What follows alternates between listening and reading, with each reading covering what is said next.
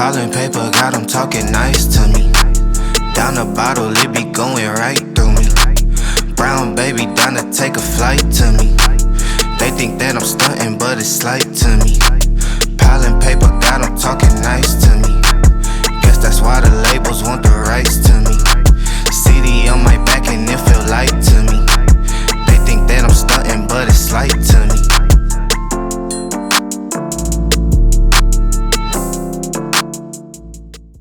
Welcome back to another episode of Boss Talk, your midweek pick-me-up for your gems and your jokes for your advancement and your growth. We are glad to be back with you for another podcast.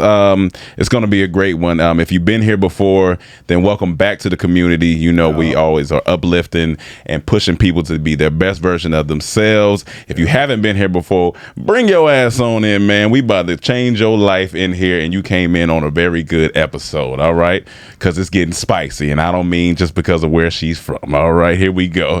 But not all Caribbean like spice. Not That's all a stereotype. That's stereotype. But I do, but I'm saying not all. Some don't. Yeah, I know that. You don't? No. Well, that's it. There you go. At all. Damn. I know. I don't want it where I'm gonna peel off clothes, but a little. Yeah, I don't want to peel off no clothes. Flavor, but not pepper. Well, you guys, you hear the voice. Bell pepper. This young lady here, I met her about. Don't mess up now. You already put yourself in a hole. Shoo, I'm gonna go 4 years. Okay, all right. About four years ago. I was fucking scared, y'all. All right. About 4 years ago, she is a model, podcast host, transformation coach. She is an author. I mean, you know, listen, she's overall a wonderful woman out here doing great things. Ladies and gentlemen, clap it up for Leah. Thank you. How you doing? You know, I try to do what I can. You know, life gives you lemons, and you know, you make lemonade. And you looking like lemonade right Yeah, and now. I got a little lemonade going on. Well, Like an orange. like a little bit of orange. We got some, you know, technical difficulties with the fruits, but anyway, thank you for We're coming. the family, yes. Yes, thank you for coming. Thank you for stopping by. Definitely have been talking about getting you on the podcast for a while, but I think now is the perfect time because we're going to get into it. But she has a new yearly wellness planner that is out. This is phenomenal. Listen, do become and make sure y'all tap in and get this. We're going to dive more into this, of course. That's fire. Yeah, that's amazing. Yeah, it's actually amazing. So yeah, I guess tell the people who are listening who don't know anything about background. you know, give them a little What a background. question. You know, just you know, give them a little elevator spit, little spiel about, you know, who you are, where you're from. We know you don't like spice. We know you don't like spice. Flavor, not spice. Gotcha. Well, first of all, thank you for having me. Yes, and yes. congratulations to both of you. Thank for you. What you're doing and the way you're leading your own wellness in the world. Thank you. It's good to see. I like to see Black men, especially in this space. Mm-hmm. And talking about things that are important, right? Mm-hmm. My name is Leah Marville, which you just said, and I'm from Barbados. I was born and raised in Barbados. Heyo. But I consider myself to be pan-Caribbean. It sounded like I thought you were from Cleveland.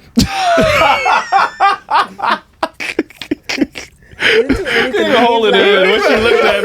When she looked at me, I don't even know where Cleveland is.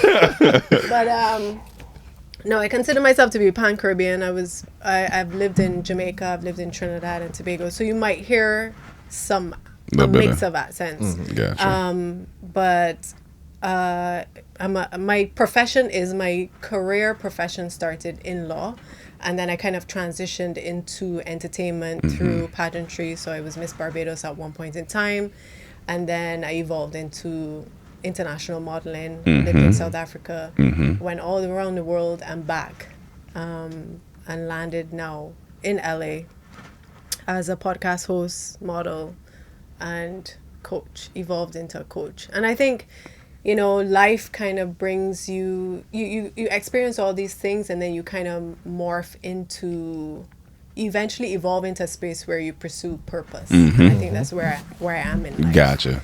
But outside of the things that you do, I would like to say who I am, which is why I encourage people to do. It's like, tell me who you are outside of your career. Yeah. I'm just like a light-hearted child of God. I like simple things. I like the details of life. I'm fascinated with life and everything that it brings, from people to nature to, cycles. And everything in between. So. Don't forget the food. And don't forget the food. And Yeah. food. And don't forget the Not food. pepper, food. But that's beautiful. I think exactly where you are at is exactly where we are at. So that's why it was like kind of perfect. Like you said, pursuing purpose, and we are in that space heavily, even since probably the last quarter of last year really took us to another level, then going to Africa and, touching the roots, you know what I'm saying? It was beautiful.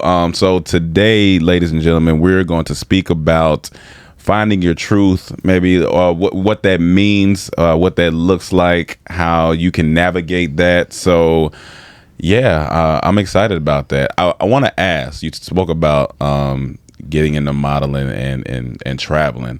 How do you think that affected where you are now, being able to experience stuff at such a young age like that? I think that accounts for a large part of my perspective. Okay. Right? I think being exposed to, being born in the Caribbean, you're exposed already to multiple cultures. We are a mix of people. We have Indian, Chinese, Black, every spectrum of person lives in the Caribbean, and that introduces you to a spectrum of food, multiple ways of doing things. So that has been a foundation. But being able to travel and model and live in the world and having to fend for yourself outside, coming from a small country, let me say that, right? A country of 300,000 people, which is small, two people in comparison to LA, right? Yeah, almost like that too. Yeah. A couple Exactly. 100,000. And then going out into the world and having to fend for yourself and having to learn how to navigate people's ways of life, you realize that there are multiple ways of doing things. Yeah. And that makes you adaptable, I think, and malleable. And you travel through life with open eyes. I Gotcha. think.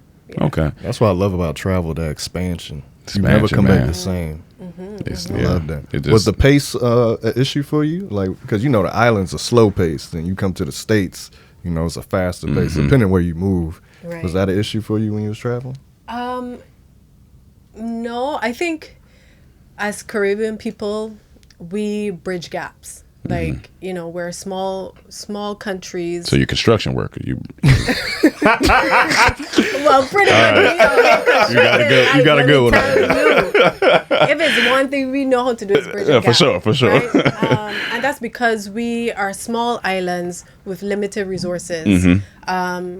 We're very educated people, often with big ambitions. So, as well with the US and Europe in our sights. So everything that's on television for us is from the US and from Europe. So we have a global perspective, but from the islands with limited opportunities. So we very much are minded to bridge gaps. And I think because of that, most Caribbean people, most immigrants, they land in the US and it's just running. Yeah. You have to make things work, right? But I'm about to say, but speaking of like the limited resources, I think limited resources are powerful because it just brings a bigger creativity. Because we know trying to navigate the YouTube world when we first started and like create these big ideas without the big money, you got to just make up stuff. You got to figure it out. But there's something so authentic about it. You know what I'm saying? I think that helps brings the authenticity and creativity out of someone. So I think that's a beautiful thing that you had that perspective, growing up there, because it's just a lot of people don't have that. it's always when you meet somebody that grew up in money. Not saying they can't be creative, but it's a little different. It's a little different than somebody. Don't have to dig as deep. Yeah, you probably don't have to dig as deep. But when somebody who has come from the mud or just had to figure it out, they know that when adversity hits, they know how to maneuver around it. So that's a beautiful thing. There are blessings that come from that, but then the other side of that is that you can't live in that space forever. Yeah, like that survivorship kind of thing. You have to, because being a hustler is exactly that, right? Yeah, that's we're in a hustle culture, you know what I'm saying? Yeah. But then there's the other side of the flip side of that, which is actually thriving and enjoying life and not necessarily having to hustle for the rest of your life. Yeah, I think that's when your basic needs have to be met. Absolutely. Yeah, and I think we were talking about it. It was like we want to work hard, but not. You know what I'm saying? Like, harmony. You know what I'm saying? You want it to be synchronized. Like, of course you want to work hard to your thing, but you don't want to overexert yourself because you just get burnt out, and you don't have time for that. To come to you. Exactly. Self-mastery is important. Well, speaking of finding your truth, when would you say the journey to start finding your truth happened? Was it as recently or a couple years ago, or have you always been in a finding truth phase? And was there a certain event that happened? Yeah, true. Yeah, that set it off. That's a good question. I think for me it was an unraveling process. Right? Okay. So I think you go through different levels of finding your truth, and life kind of compounds on top of each other. So I would say my early 20s, I was traveling, I was living life, right? I was early 20s, you was in the club. Oh yeah, you was up in the club. In the club and stunting. Yeah, I get it. But I do think just being where I'm from, I was always conscious of who I am and what I'm about. Thank God for Caribbean upbringing, right? So I was never really wayward in that way. But you go through life and life throws things at you. And you also traveling a lot means you live a life of isolation. So you're left to your thoughts a lot. And things come up and you notice the difference between the life that you have and what other people have. Even though it may look good to other people, like, you're away from your family and these things, right? But I think as life compounded on top of each other, I was also in my profession practicing law. I started in criminal law, and I was doing that for a period of time. I went back and forth between modeling and practicing law. And I think coming on to my late 20s, I started to assess my life. 29, I was like, okay, I've done all these things. I'm living this very career-centric life, but what is it all about, right? And law is not something I'm good at, and I practiced because my family was like, you better find something that makes sense. Caribbean people. Right? You better get it together. Hello, doctor, lawyer, engineer. Figure it out. Pick tree, one of the tree. But realizing that law was not like my passion. It's not something I woke up every day and that I wanted to do. I think I started to have a little bit of an existential crisis at 29, and that brings up everything. So it's like, where am I? What am I doing? What is my life about? And then I started to confront even deeper things. So like my childhood, what happened in my life events, that you ask about. And then I started therapy. I went into a deep therapy course at 29, and that just blow everything out to the water. Oh yeah, that'll whoop your ass a little bit. Yeah, it'll run up on you. And I think after that, and once you step into that space of asking those deep questions and you go into therapy, there's no way you can go back to being mindless. And I think that's when living in and stepping into my truth really started. And then you kind of grow in truth. So it's not like a one-time question that you ask. Yeah. And you get the answer. Yeah. It's a process. It's a process. Yeah. I love that you say that, 'cause I feel like to find your truth, you got to reflect first. So like when we grow up, we're molded by what our parents teaching us, our environments and everything. But I noticed once I got older, I'm like, I don't agree with that, what they taught me. Or we got more books and more information that like, I don't want to do that. I want to break that generational curse. So I think reflection is the first step of finding your truth. Absolutely. So I'm glad we started with that. So Yeah. And said. do you think, because sometimes when you reflect, like some people reflect on the wrong things, you know what I'm saying? They reflect on the could have beens or the should have beens or whatever. Like, I think I'm trying to find the best way to help people reflect on the things that I guess it's just being present, you know, like there's a book called, it's actually from the guy Hardy that we read the little insert from. I think he has a book called the Gap and the Gain. And he was like, too many people focus on the gap of like, I have a long way to go of my success, instead of looking at the gain of like how much they've gained in the short amount of time they've come. Yeah. And I think when you reflect, you should reflect on the gain and not the gap, which was really interesting to me, because I was like, that's a good way to look at it. Because if you reflect on the gap too much, you're gonna be sad, or you're gonna, what I'm saying? True, because a lot of times what we praying for, we in it now, but we already moved on to something else, so we don't take time to reflect. Like, hey, I made it this far. Everything I prayed for, I got now. So I think that's true. So it's a matter of having removing that lack mindset instead of seeing life from what you don't have. You count your blessings, and that's where gratitude. People talk about being grateful for things, but these gratitude practices, and it's more than just like a cliche thing that you say. It's actually attuning your vision to seeing the blessings that you have in your life. And I think finding truth is such a, again, going back, cliche concept, but it really is about unraveling your belief system, questioning the things that you believe in. What are my values, right? What are my core beliefs about myself?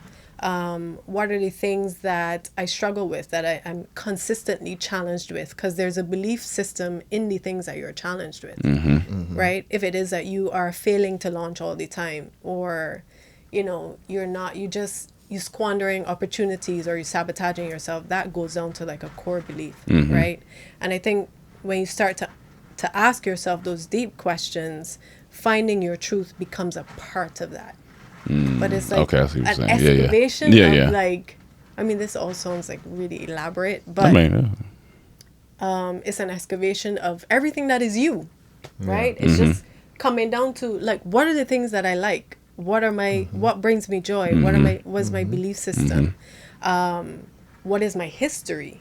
What do my parents think? Where am I from? What does my culture think? And then just, as you go through life, ask your own self, what do I think about these things? And I think that's where you start to find your voice and find your truth. Well, a lot of people are scared to do that, honestly. That's a fear for people to do. So where did you find your courage to do that? I mean, listen, life threw me into it. Life took you and said, here. Listen to me, girl. Listen to me. Sorry. I think...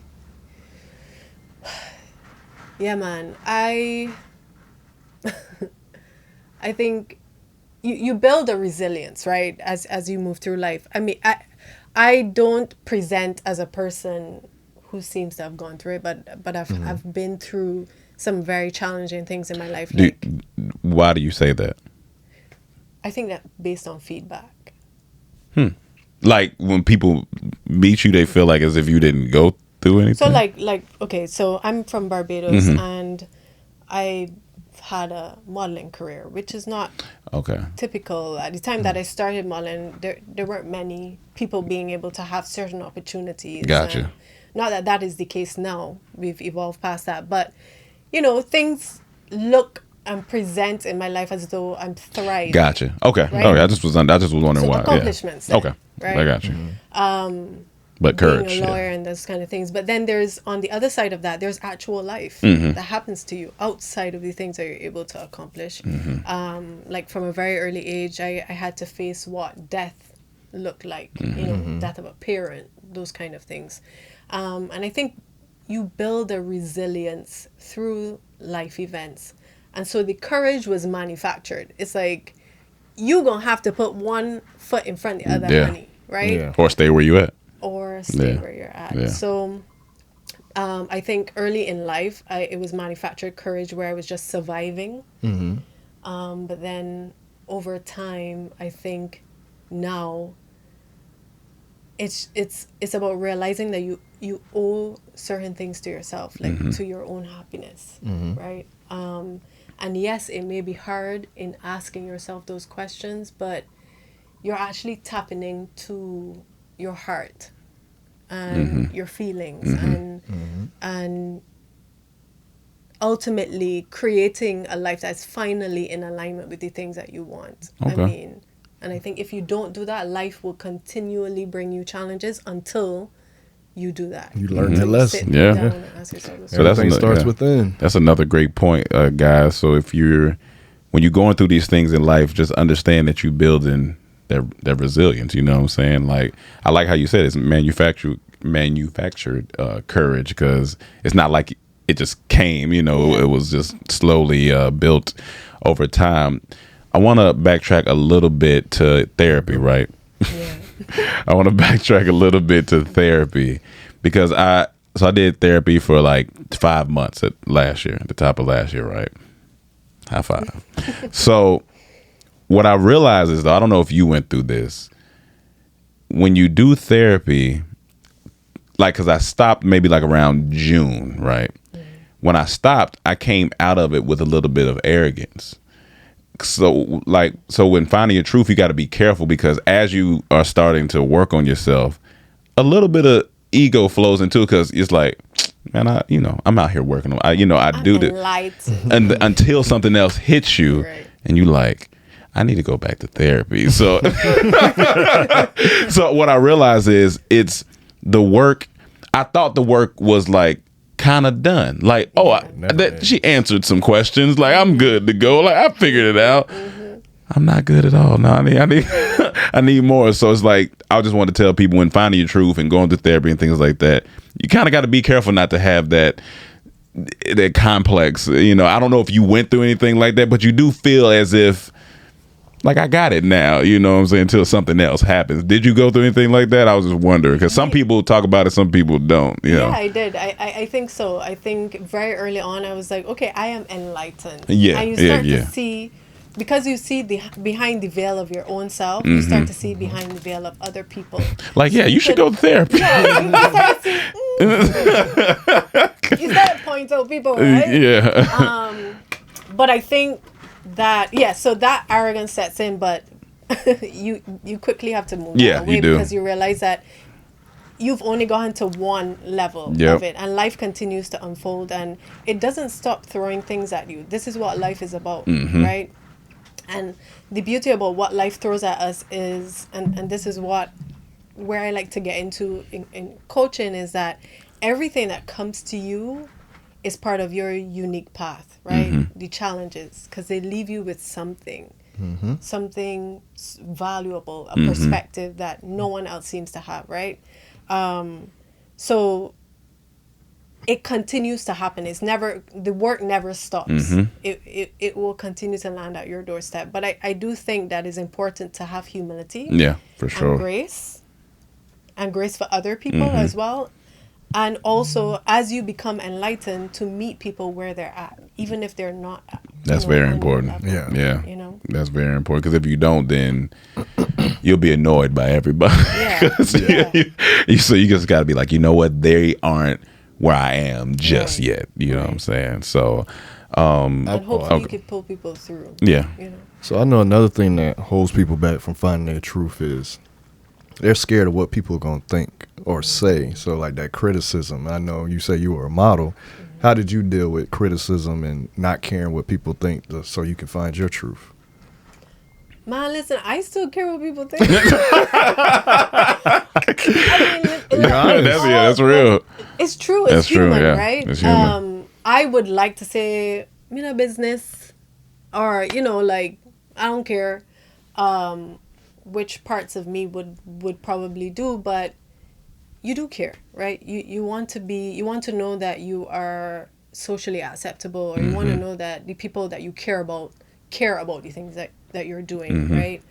But it was a challenge, and it still is a challenge sometimes, like imposter syndrome is something that is real, that I've dealt with a lot, you know, being a model, but also being a lawyer, especially coming from the Caribbean. It's like, okay, so which one are you? Because they're polemic, right? Like Polar opposites. polar opposites.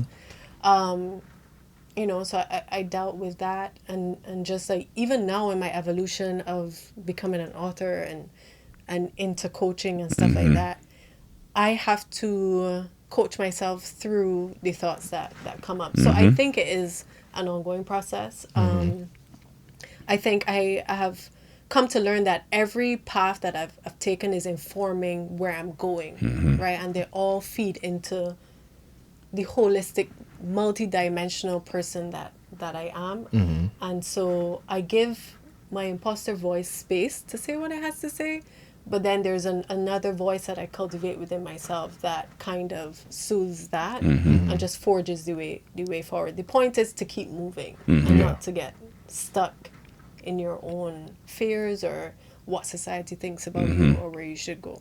And I'm almost done reading it. He just finished reading the Monk Who Sold the Monk Who Sold His Ferrari. And in the book he talks about how as soon as the negative thought comes, we got to be like the movie projector and just kind of next slide, you know what I'm saying? Like opposition thinking. Opposition thinking. Negative thought with a positive one. And it does work. Like, of course it takes practice. You got to be like, all right, as soon as it come in, I got, but that's, I think, like you said, that's a way to battle that, imposter syndrome and, things like that, because it's going to happen, like it's just.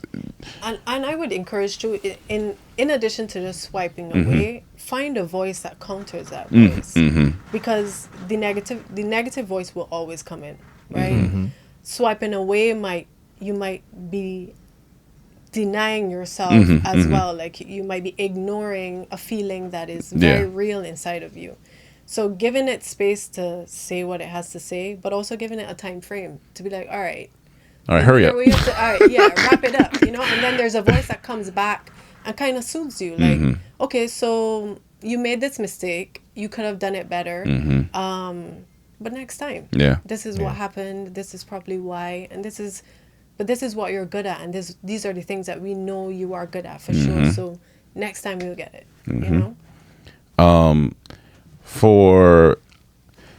It's an interesting question. How are you honest, like, with yourself? Like, what does being honest with yourself truly mean? Because like, what does that mean for you, being honest with yourself? Cooking, she be like, this needs some pepper. Not too much pepper. Right? That is such a good question. And I like that you asked that, because like if you really can't be honest with yourself, there's no way you can be honest with somebody else, right? Because that's where the truth is, so. I think honesty is also a process, right? Because you have to have a certain perspective to be able to see things clearly, right?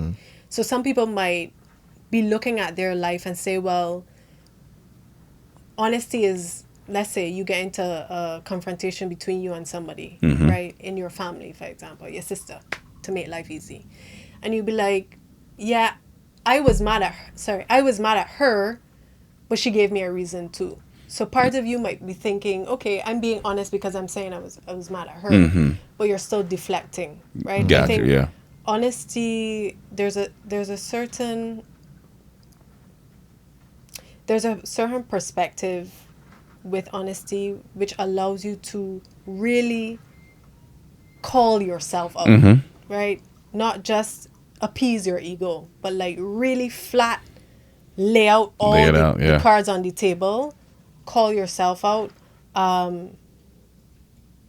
discipline yourself in the process of doing that, but then also backing that up with grace. So for me, it's in the spaces. I think that's where it's cultivated. In the spaces where life isn't going the way that I want it to go. And I was gonna say, I think I was gonna ask bossy back off that. We don't say piggyback. You say bossy back. Why not piggyback? Because it's boss talk. So we say bossy back. Oh, I thought it was like some kind of male. So we don't eat pork. We don't eat pork. So we don't say piggyback. We don't care for cops. So. Yeah. But When was the last, if you can talk about it, when was the last time you had to be honest with yourself? Ooh, good What one. was the situation? Good one. I feel like every other Tuesday. Every other Tuesday.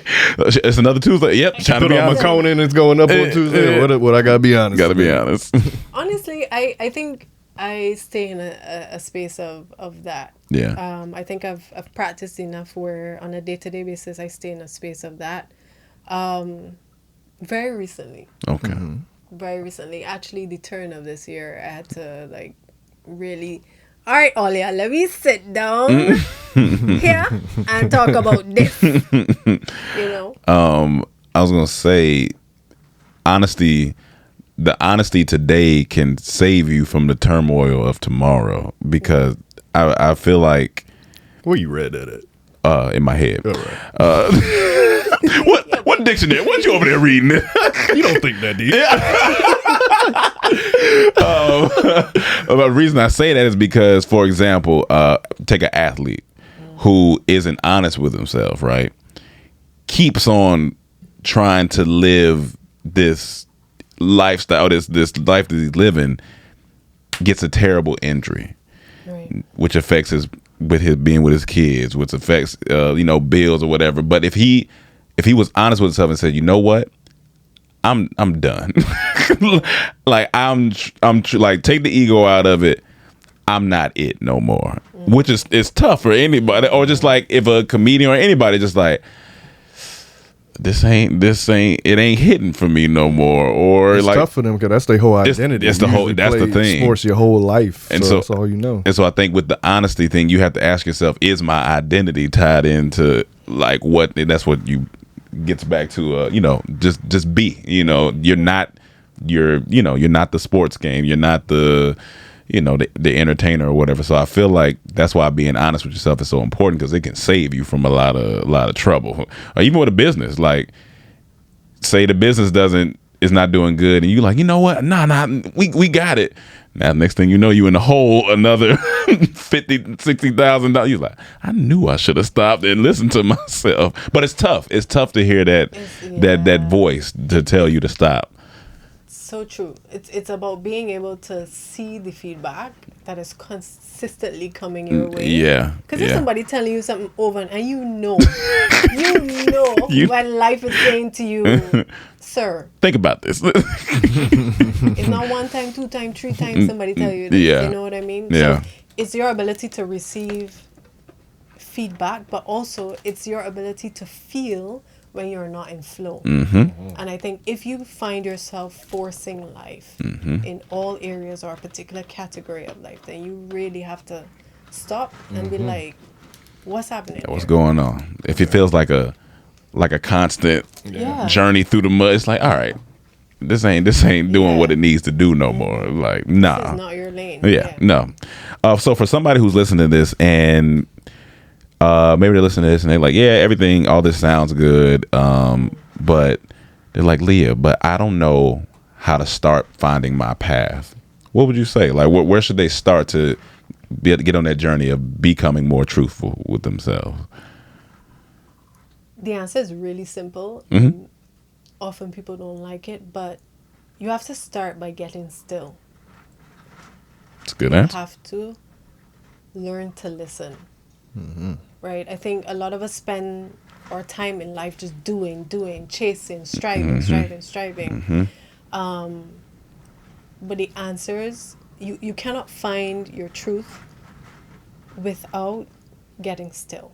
And in the stillness, questions come. In the stillness, answers come. Learn to listen. I think spend more time listening to what your thoughts are, Yeah. what life is saying to you, what career is saying to you, what your relationships are saying to you. Listen to the feedback and then start to ask questions about Gotcha. yourself. Why do I think the things that I think? What are the things that, again, I like? What do I actually want? A lot of people don't ask themselves that question. Like, what do I want? Like, for real. In all aspects, in the planner, we look at all aspects of life, right? From career to family to community. What are the things that I truly want? And in the stillness, I think more and more, if you put yourself in that space, a lot more of yourself is going to come to you. That's beautiful. So along this journey, at what point, what made you want to be a coach? I was so resistant to becoming a coach.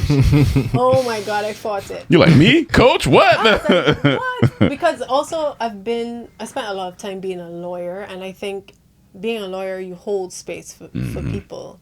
And that was draining for me at a certain time in my life. But I resisted it so hard until my sister was like, yo, what are you doing? Like, why not? Why are you so resistant? And then I had to get honest with myself. So that was last Tuesday. And you know, I had to get honest about why I was resisting it, and it was really imposter syndrome. You know, again, not wanting to be corny or like one of these like woo-ha people. Yeah, but what's funny is like we talked about it on our last podcast with our boy Corey. A lot of the stuff that you do before, let's say that you did before coaching, you know, modeling and, you know, your podcast, you start everything, it leads you, it's practice for what you are going to be doing, you know. So it's the foundation. It's the foundation. So I remember at a time when you were resistant to the podcast. Yes.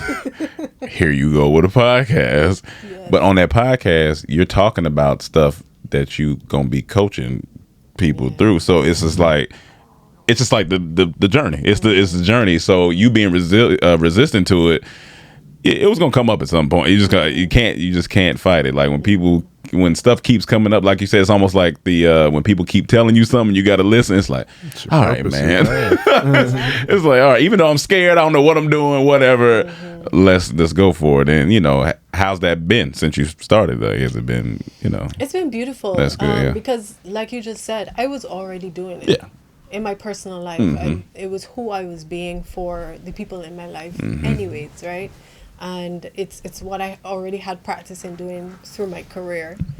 But it's been beautiful to lean into the space and to be able to call myself that, and then to be able to create a tool that people can use.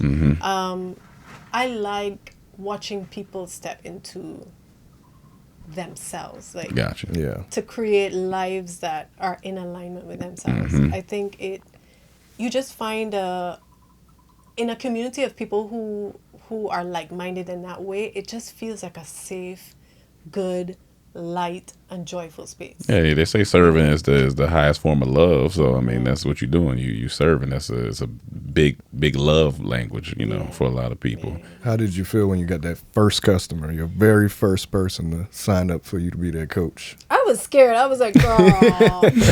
What we about to talk about? But by the time I finished it, I was like, it was affirmation for me as to you know where I'm at. Confirmation. Do you believe? I think with understanding your truth, I think it's understanding that people have their version of your truth, which is I think is a big thing. Like for example, if let's say a mom and a daughter aren't getting along, and the daughter leaves the house, you might ask the daughter, well, what happened? And the daughter might be like, well, my mom is just hard on me and she don't let me do nothing. Tripping. She don't be putting no pepper in her food. She don't put no pepper in the food. Sometimes she put too much pepper, out. But then you talk to the mom and she was like, I was constraining her because I see she was going down a path that I didn't want. So it's two different versions of the truth. How can someone like navigate that when finding themselves like, how can they block out the noise of the other truths that they may be hearing? I think ultimately is tapping into your heart, right?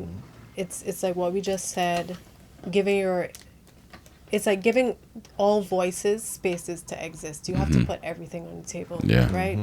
Consider it all, right? So hear what your mom is saying, hear what you are saying, and then find your space in between that. But it takes honesty. Like, That's what it boils down to. You have to be open enough to receive the feedback that is coming your way. but brave enough also to choose your voice in it. But you can't do that without considering all things. Yeah. Right? So all truths have to be on the table. But then also you feel a pull towards the thing that is the youest part of you. You know? You follow that. You tap into your I like heart, that. The think. youest part. Yeah. The youest part of you. I like that. Put that in your vocabulary, people. You ever felt the youest part of you? Well, let's get into some fun stuff. Let's talk about, new author. You know what I'm saying? Yeah, man. Tell us the journey of getting there. Yeah, that's you what were I the want to hear. Podcast, a coach. What made you want to do a book? Be, do, become by Leah Marville. Look at get that. a copy of Look this. at that. Look at that. I brought one for you. Yeah. Like, I ain't gonna use it, but it's dope though. Like, Yeah, I know you were gonna use it. no, I already did. It's in the February part. I got a whole gratitude journal. I already did. But it's beautiful. It's almost like so much you want to do in here because it's like, ooh, I can write all. So yeah, let's talk about the journey. How did you come up with it? How that began? The idea, process. Yeah. You know, I went through a period during the pandemic where I was trying to find my thing, right? And that has been a part of my process of my own purpose journey, right? Peeling back the layers of who I am. It's like, what is my thing? What is my thing? So I kind of Venn diagrammed my life, and I think this is the center of everything that I've always been, right? So wellness and transformation is something that has become a part of me since 29, going through that therapy course. Being a lawyer, my brain is also like very disciplined, planned, analytical. Now that I think about it, since you've been a lawyer, like, I don't know if I can believe anything you said. You could be lying to us right now. I am the person I believe. Wait, was he the defense or the prosecutor? I can be anything. Okay. I can be both sides. Oh, go ahead. No, but yeah, I had a planner. Like anybody that knows me knows I've always had a planner, right? And that's a part of being a lawyer because dates matter and time is critical, right?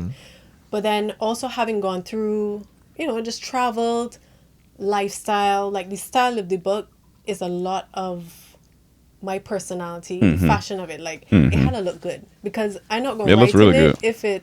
if the paper not smooth enough, like little details like that. The simplicity of it.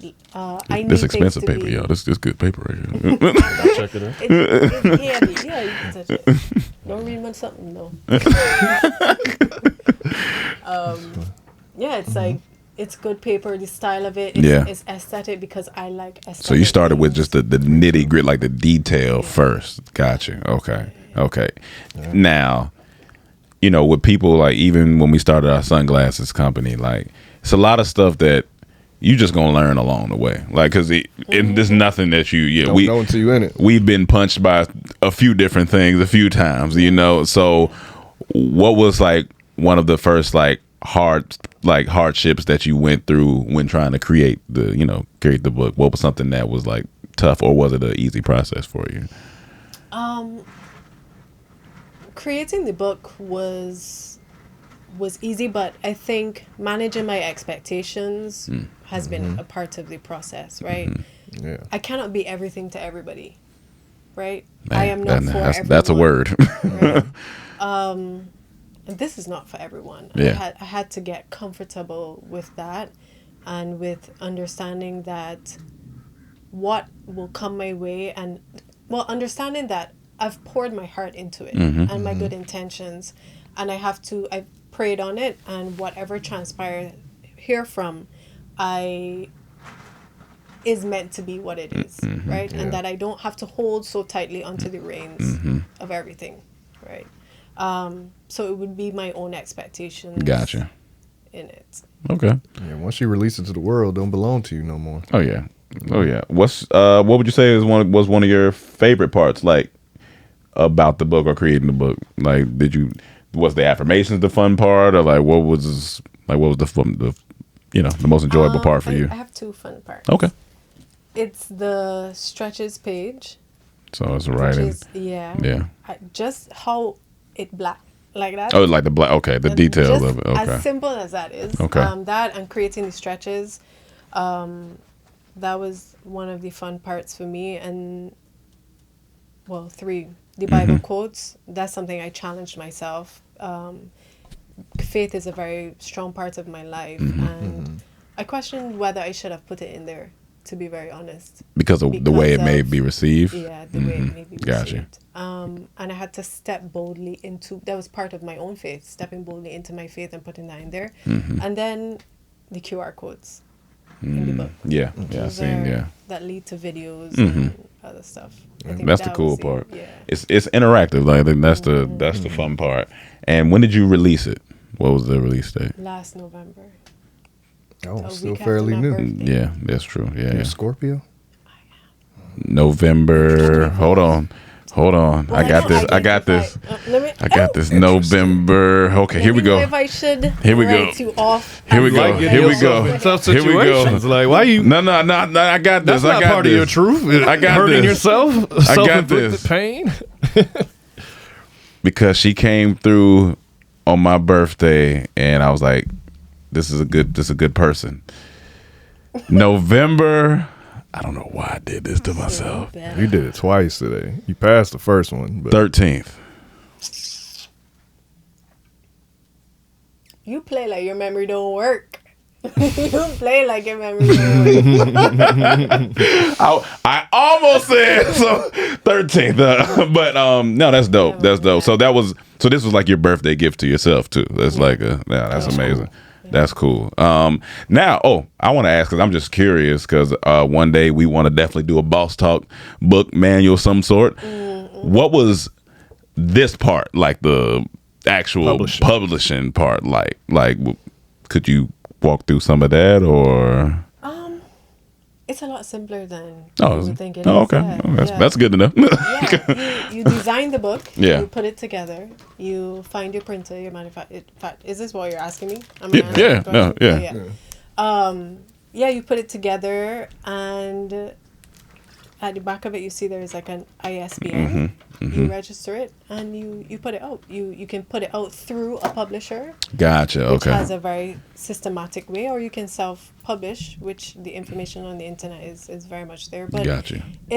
there's no barrier to publishing. Gotcha. Because sometimes the publishers or even authors will make it seem like, I had to wait on this. They wrote me a check and I had to go do this and do. They make it seem like it's this whole. That's why I was wondering how that was. And when you start a new venture, the tough part is like, how many do I buy? Yeah, especially like when it's a product or something. So how did you come up with that number of like, this how many books I need to launch? Right. Well, cost. I mean, is of course, a huge yes, part yes. because we know economies of scale. So the more you produce, the cheaper it becomes. Yeah. But then you have no money to start with. So you have That's- to choose a yeah, number yeah. to, and let's be real about that, right? No, not many people start with a huge capital investment. Yeah. So Yeah. it's about measuring what you can afford. Yeah. It's the but I expectations think- again. Expectations, right?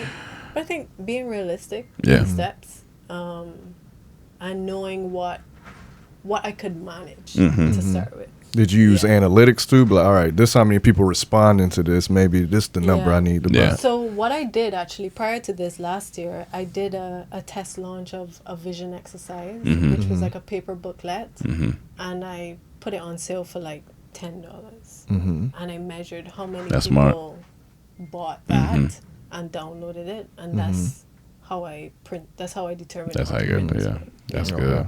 Yeah. That's good. Well, we're definitely going to promote it here at Boss Talk. So make sure you guys get your copy of Be, Do, Become. I think it's important because the reason why I think this version of a planner is important, like of course they got online, they got like stuff like Notion and what's the other one they got, like Asada, some these task manager type of things, which are great. It's the But power of writing. It's though. just it's the writing it down, and it takes you away from the screen for a little bit. You know what I'm saying? Because when you do all those things, even though they're very organized and they're great, you're still stuck to a screen. You know what I'm saying? At least with this, you can pull away, be still. Right. You know what I'm saying? Get inside the book. That's why I really love what you did. I love that you said that too, because as we move into like a metaverse, right, and where everything becomes digital, Yeah. it's important to remember that there's something very real and cathartic about actually writing something on paper. There's a part of your brain that you tap into that you do not tap into when you are typing, right? So that's what excites me most about this book, is that when I know people are using it, I know that they're tapping into a part of themselves that they wouldn't normally or readily tap into in this digital world that we're in. Gotcha. So, yeah. even though you might not be a planner person, just try it. Everybody can use like it's just even if you don't fill up everything, just just try it. Yeah, I try need it. organization in my life, so definitely. And you feel I don't know, when you organize and got your thoughts organized, it just feels better because then you can go back and you can reflect and you Going can. back part. That's the thing. Part Yeah. is where the magic is. Yeah. Because you're able to see, Your I wrote progress. this down. I achieved this. I didn't even realize I was achieving it. Or look where I was last year versus where I am now. So yeah. That happened There's to a me lot of this beauty in morning. it. I hit the first goal of my goals this year. So I look back. When it happened, I looked back up at my board. Oh, I see you. I told Ron, hey, we got to go on a walk right quick. I got to get this off my chest. So that's beautiful. Thank you. If your life was a movie right now, what's the title? Yo, I asked myself this question, actually, because that's in the book.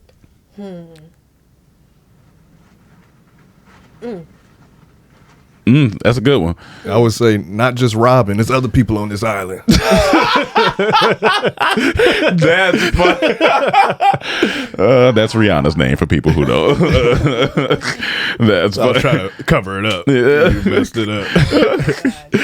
That's funny though. I always get thrown into this. It's just part of it. It would have to be like The Matrix 4, the part where she the end where she takes off. She takes off. Oh yeah, gotcha. Yeah, I feel like that's where I'm at. So your movie be called She Takes Off. We'll go with She Takes Off.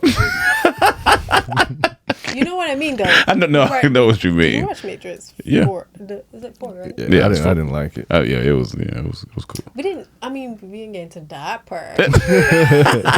Just the symbolism. No, I got it. Symbolism of, but that's a good question. I actually have to think more and more on that.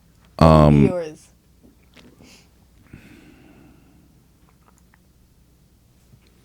Probably. Oh, okay. That's what it would be. Because I've been saying a lot of that for the past 3 months. Oh, okay. Like realization, be like a realization type of thing. That's for the past 3-4 months have been very much a realization. He did the 75 hard challenge with me that we did, so it was just a very. Congratulations to you on that. Thank you. It was mental. It was. Yes, it was. That's what we did it for. It was real. It was real. But you kind of you build that resilience in it. You know what I'm saying? So it was special. What I do want to say before we get out of here, always give people, last little bit of, things that they want to get off their chest or say. Is there anything that you would like to say to anybody out there who's looking to join the coaching or maybe listen to your podcast? Like, what advice would you give someone who said, you know what, I'm ready to tap into my wellness, man, and this podcast is helping me? Is there anything you would say to them right now? Yeah, I would say welcome. Get comfortable coming home to yourself.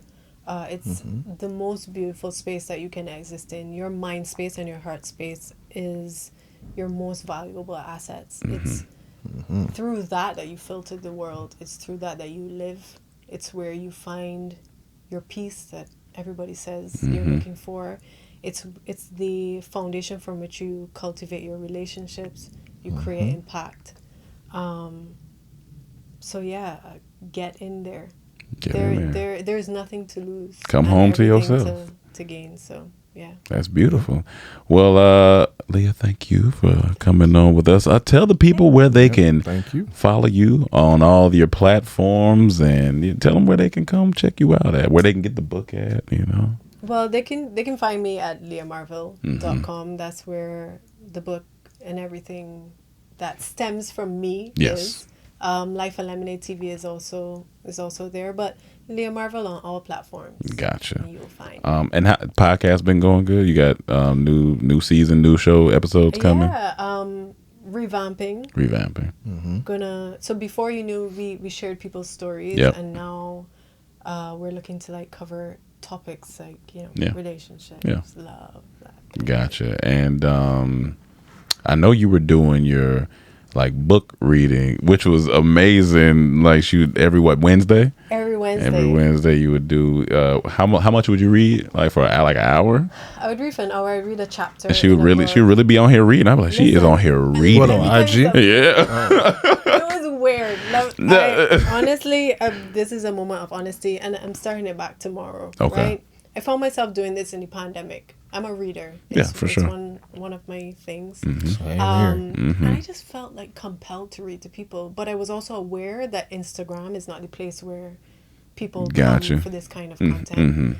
And so I was resistant towards it, but I felt pulled to do it, and I did it, and the response on the back end was nothing I could have imagined. That's funny. That's how it is. Enjoy it. So what are you currently reading? The Emotion Code. The Emotion Code. Okay. Tomorrow. The funny thing, those posts go off. I'll be posting what I read and look. And posts always likes and comments. I always tell people suggest, and it go off. That's it. So it's like lean into that. It's like certain parts of the internet, like they see it and they like it, and then certain part. It's just you have to be who you're for. Gotta be who right? you. Yeah, exactly. Comfortable in that, but also just to tack on, just be a continuous learner of life. I think that's the best thing you can do for yourself. And that's what books do. And that's Gotta read one a month, at least. Yep. So you guys, we hope you enjoyed this episode. Got a lot of clarity out of this episode. A lot of love out of this episode. A lot of lemonade out of this episode. Thank you for coming on. Thank you for being a beautiful spirit and a wonderful person. Cam, I guess you are too. I'm still trying to grow. Thank you for your pesto pizza. Thank you for your pesto pizza. Blessing the world. Pesto pizzas. And pesto is a good sauce, man. But anyway, You gotta make it from scratch. That's my new challenge to you. I mean, I be doing that stuff sometimes. You just like, I just want to get in here right quick, you know. Thank you for tuning in to another episode of Boss Talk. We are steadily trying to grow this community, so share this with somebody. Tell them to tap in on the Patreon. Tell them what you've learned, how you've grown. Thank you guys for staying here with us. We are still haven't missed an episode, and I don't know which episode this is, but it's been 3 years now. 3 years in February, which is February now. Consistency episode. Come on, so so Cam, do us the honors and sign us off. Oh, that's me. Yep, that's you. This is your midweek pick me up. If you down, we gonna pick you up. If you up, we gonna take you home. All right, y'all. Thank you for tuning in. Boss Talk. Peace. City on my back and it feel light to me. They think that I'm stunting, but it's light to me.